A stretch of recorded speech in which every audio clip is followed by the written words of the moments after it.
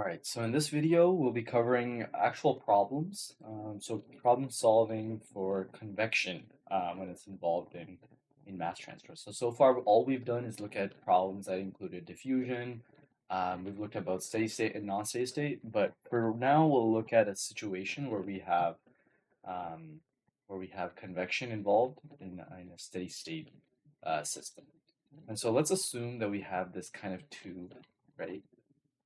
And below it, we have some sort of species. Let's say it's species A, right? And species A is volatile. So we have species A, volatile. Above it, right, we have species B,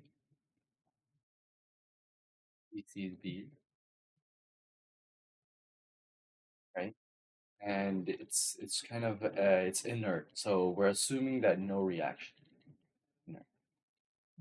Another thing to note is that it's also stagnant. So it's not flowing. But one thing to note is that species A is concentrated down here. And so what that means is now we have species A kind of moving through this tube. And moreover, at the top of this tube, right, we're going to have flow. Let's say that we have some velocity and flow going across. Let's call that V max.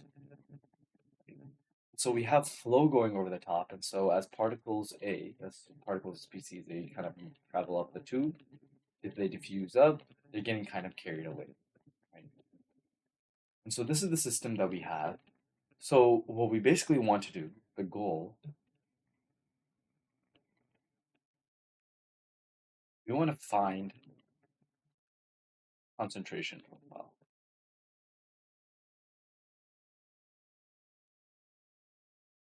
And so in previous situations, we were literally looking at something that would be like C of x or C of z, right? This is a Cartesian system, so we would be looking for things like C of x. But it's important to note that a concentration profile doesn't always mean that it has to be a function of concentration. It can be in terms of anything. Anything that will tell us, well, how is the amount of particles changing as we move from kind of this z equals 0 to z equals L. Any equation that will tell us how is the particles of A changing as we move through this pipe works as a concentration profile.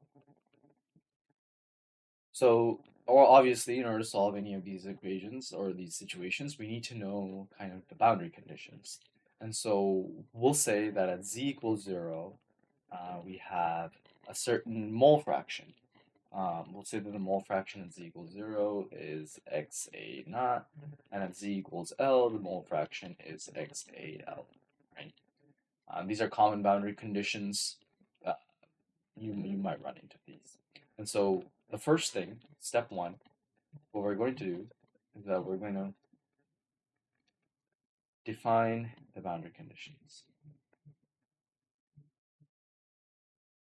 First, we have z equals 0,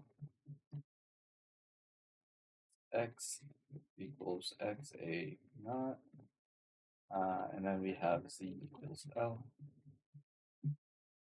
x equals xAL. Perfect. And so one of the dead giveaways in this problem that you want to utilize when you're working with like solving which equation you're going to use is to look at the assumptions, right? And so we have that the fact that the species B is inert and stagnant. We also have that species A is concentrated and volatile. So what does that tell us about this system? Well, concentrated obviously means that there's convection because we have a lot of particles down here and they're moving really quickly. They're diffusing really rapidly through the tube, which kind of creates its own bulk velocity. Moreover, we have this velocity at the top of the profile that's kind of pushing away all of the particles at A. And so if we were to do a shell balance on this little tube, we would see that there needs to be some sort of flux that's going to account for the species A leaving the shell. And so to balance that out, Now we know that from the term concentrated, right, that convection. We have convection in the system. It's not just diffusion. Perfect. So now that we have convection, let's go ahead and write our total flux balance. So total flux, so step 1, step 2, total flux equation. Our total flux equation, you might look back to our last video. Total flux equation was N sub A, right? N denoting the total flux. J sub A star. And the reason why we're adding a star is if you look back at the previous video, denoting a star means it's mole averaged. Reason why I chose mole average versus mass averaged or volume averaged, we have our boundary conditions as mole fractions. So it makes for simplicity's sake to have our reference velocity also be in terms of moles. If this was mass fractions, it would make more sense to use mass, and the same thing for volume. But continuing on, this is the diffusive flux, and now we have to tackle the convective flux. Remember, our convective flux was it was C1 times V star. If you look back at our previous video, that's the definition of the convective flux. But the convective flux, the mole average reference velocity, right? That's also equivalent to basically V star. CV star is N1 plus N2, right? And so if we plug this into here, what that means is that we basically have XA times N1 or NA plus NB. Remember, A means 1 and NB equals 2. So now you might be wondering, okay, well, how did we get this? Let's look back at the total flux equation. NA equals JA plus CA V star. Right? If we look back at the previous video, this is how our total flux is defined. We just said that CV star, this is the total concentration, equals N1 plus N2. But also note that the total concentration is equivalent to the concentration of species 1 or species A divided by the mole fraction. And so if we were to substitute this, right, C1 V star, right, if I was to this,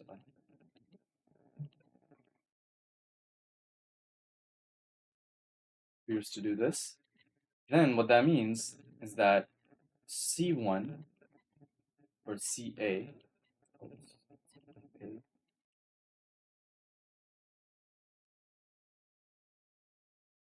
EAV star is equivalent to XA times NA plus NB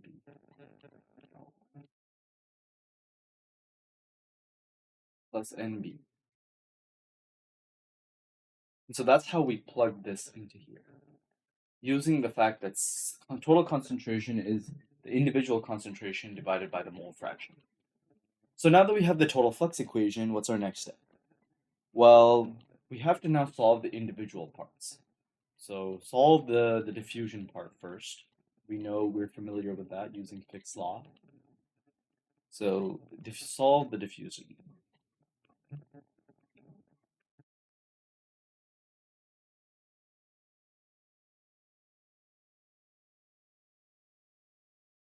So JA, using Fick's law, JA star, is equivalent to minus C DAB times the gradient in the mole fraction. So this is what that looks like. And this comes from Fick's law.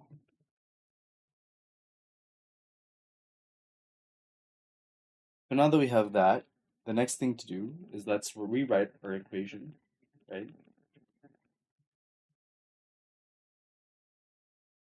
we rewrite, what do we get?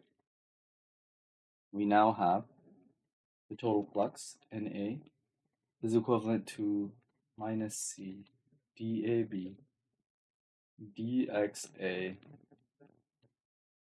by dZ is adding on the convective flux, Na, right? But note that above in this problem, we said that species B was stagnant. Right? So species B is not moving.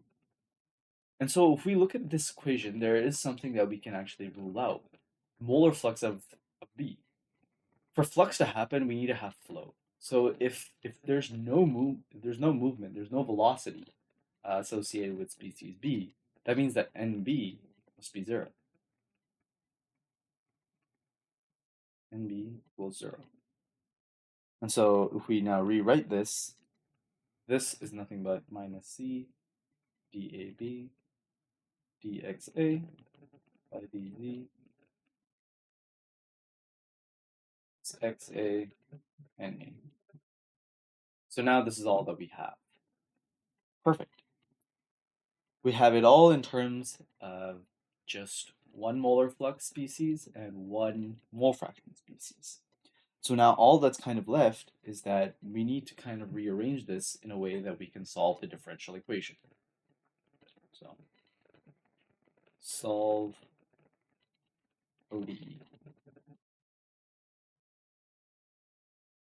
We go down here, we can rewrite this ODE as Na 1 minus XA is equivalent to minus C dAB times dXA. You can also rewrite this now as Na is equivalent to minus C dAB, all of that divided by 1 minus XA dXA. Now remember that this was also steady state, right? I said that this was steady state. We're not having any of our boundary conditions have any dependence on time. So what that means is that every single time that we have steady state, the flux must always be constant. You can't have changing flux if the system is at steady state, because if you have constant, if you have variable flux, that means that now you have accumulation going on, and now things are getting held up in locations that you didn't expect before. And so now we can also say that Na is constant. This comes from steady state. So how does that help us? Well, now we can basically integrate. So if we were to solve this, right, we can say that Na integral from 0 to z dz is equivalent to minus c dAB x naught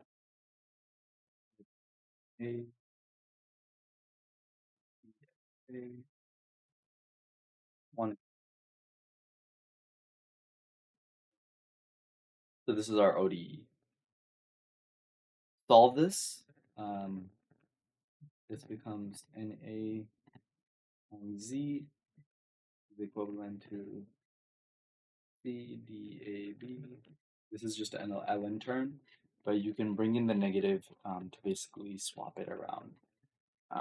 So you can get ln 1 minus xa now over 1 minus xa. And that's your term. But now that we have this general solution, let's plug in boundary condition. So z equals L, x equals, or xa equals xal. That gives us Na is equivalent to, so this should be, that's it.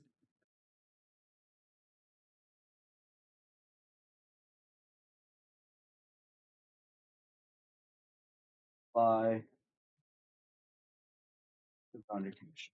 So then we get Na equals C dAB divided by L times ln 1 minus xal divided by 1 minus x.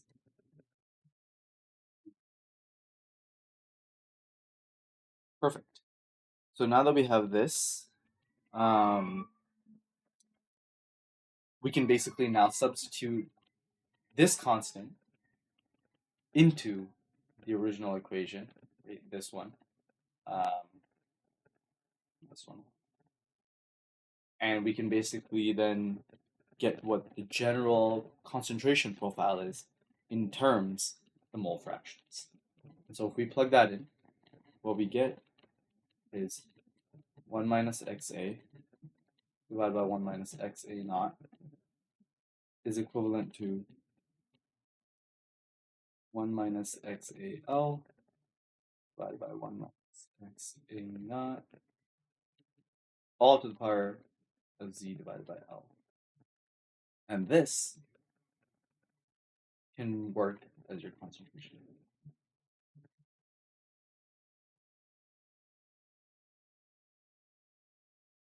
That's how we basically solve problems where you have convection at steady state.